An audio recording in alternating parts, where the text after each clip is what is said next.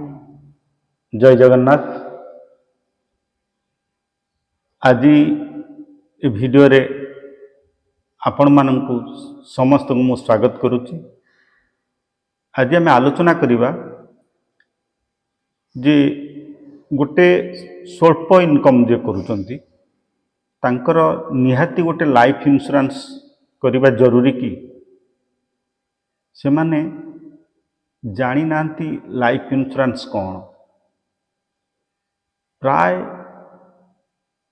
लोक माने करिसेंती किंतु तथापि जो माने बहुत कम पैसा रोजगार करती से माने इंश्योरेंस कौन बा जीवन बीमा कौन से माने जानी नांती।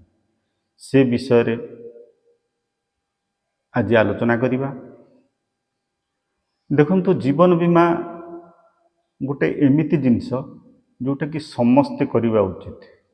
आमे साधारणतः बीमा करि थाउ गाड़ी दुकान एभली बहुत जिनस आम बीमा करि रखि थाउ, किंतु आमे भूली जाई थाउ जे आम निज जीवनर गोटे इंश्योरेंस निहाती रहिबा दरकार, जोटे कि आमको सुरक्षा प्रदान करिवो, ता संगे संगे आम परिवार रो सुरक्षा ही परिवो।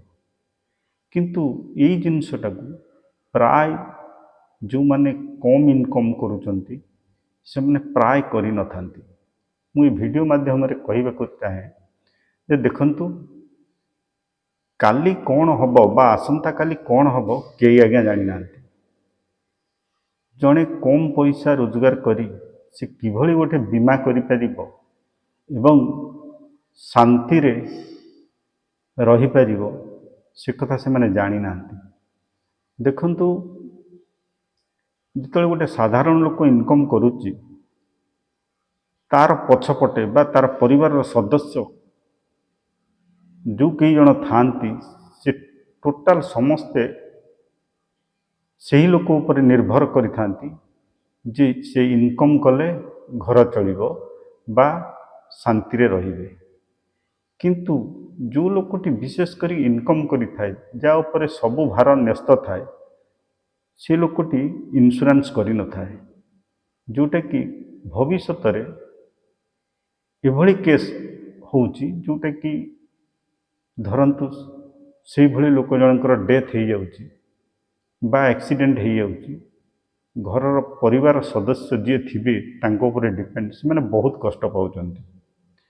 तेणुकरी मु कहिबाकू चाहे दे आपण माने आपणकर इनकम अनुसार जेतिकी पारिबे गोटे बीमा निहाती करिवा दरकार, जोटे कि आपणकर भविष्यत आपणकर परिवार को सुरक्षा दे परिबो। ता सहित देखंतु जहा आमर निहाती जरूरी मन होय टंका, जणे तळे टंका इनकम करि परिबनी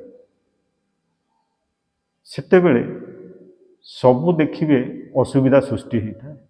तेणुकरी जितेबाला से लोकटा अक्रमण्य हो बा डेथ हो तार परिवार किभली ठीक भाव में रही पारिबे बा किछि करि पारिबे सेइथपई बीमा होता है, जोटा कि जीवन बीमा करिबा उचित।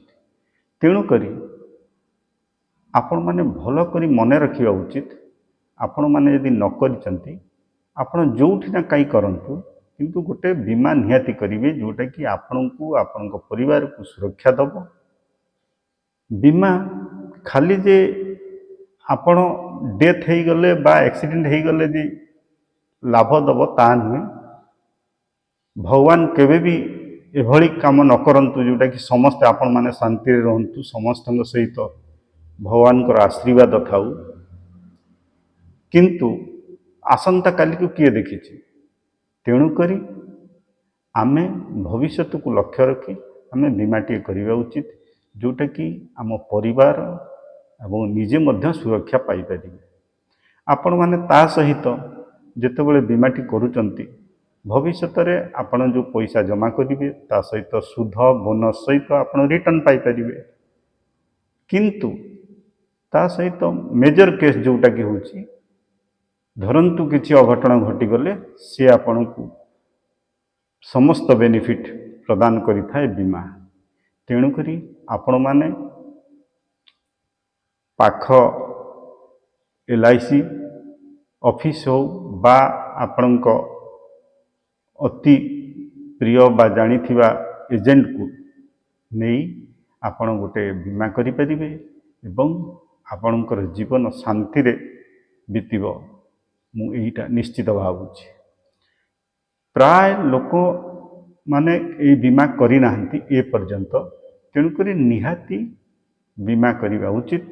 ତା ସହିତ ଯେଉଁମାନେ ଛୋଟ ପିଲା ଅଛନ୍ତି ସେମାନଙ୍କର ମଧ୍ୟ ବୀମା ହୋଇପାରିବ। ସେମାନେ ଯେତେବେଳେ ବଡ଼ ହୋଇଯିବେ, 17-18 ବର୍ଷ ବା 20 ବର୍ଷ ହେବେ, ଉଚ୍ଚଶିକ୍ଷା ଲାଭ କରିବାକୁ ଚାହିଁବେ, ଆପଣଙ୍କ ପଇସା ବୀମାରେ ଯେଉଁ ଲଗେଇଥିବେ ସେତେବେଳେ ଆପଣଙ୍କୁ କାମ ଦେବ। ତେଣୁକରି ବୀମା ସବୁ କ୍ଷେତ୍ରରେ ଆମକୁ କାମ ଦେବ, ଯେଉଁଟାକି ଆପଣଙ୍କ ପାଇଁ ବହୁତ ଭଲ ହେବ। ତେଣୁକରି ଆପଣମାନେ ନିହାତି ବୀମା କରିବା ଉଚିତ। ଆପଣଙ୍କର ଆବଶ୍ୟକତା ଏବଂ ଲକ୍ଷ୍ୟ ଏବଂ ଆର୍ଥିକ ସ୍ଥିତି ଏହାକୁ ଲକ୍ଷ୍ୟ କରି ବୀମା ଯୋଜନା କରିବା ଉଚିତ, ଯାହା ଆପଣଙ୍କୁ ଆପଣଙ୍କ ପରିବାରକୁ ସୁରକ୍ଷା ଓ ଆର୍ଥିକ ସାହାଯ୍ୟ ନିଶ୍ଚିତ କରିପାରିବ।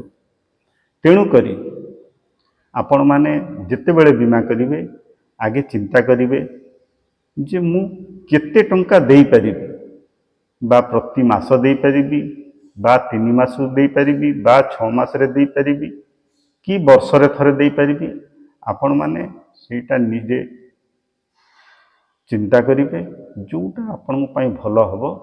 ଅତି କମରେ ଯେତେ କମ ହେଉ ଗୋଟେ ବୀମା କରିବା ଉଚିତ। ଆପଣଙ୍କ ଭବିଷ୍ୟତ ସେଥିରେ ଉଜ୍ଜଳ ହେବ। ତେଣୁକରି ମୁଁ କହି ରଖୁଛି, ଦେଖନ୍ତୁ, ଭଗବାନ ସମସ୍ତଙ୍କୁ ଭଲରେ ରଖନ୍ତୁ। ଆମେ ସମସ୍ତେ ଭଲରେ ରହିବା ଏ ଆଶା ନିଶ୍ଚିତ ରହିବା ଦରକାର। ତେଣୁକରି ମୁଁ କହି ରଖେ, ଯେଉଁମାନେ ସ୍ୱଳ୍ପ ଇନକମକାରୀ ବା ଯେଉଁମାନେ ଖୁବ୍ କମ୍ ଇନକମ୍ କରୁଛନ୍ତି, ସେମାନେ ଯେତିକି ପାରିବେ ଗୋଟିଏ ନିହାତି ବୀମା କରିବା ଉଚିତ। ମୁଁ ଏ ବାରମ୍ବାର କହିବାର ଅର୍ଥ ହେଉଛି, ବହୁତ ଏପରି ଲୋକ ଅଛନ୍ତି ଯେଉଁମାନେ ବୀମା ଏପର୍ଯ୍ୟନ୍ତ କରିନାହାନ୍ତି ବା ବୀମା କ'ଣ ସେ ଜାଣିନାହାନ୍ତି।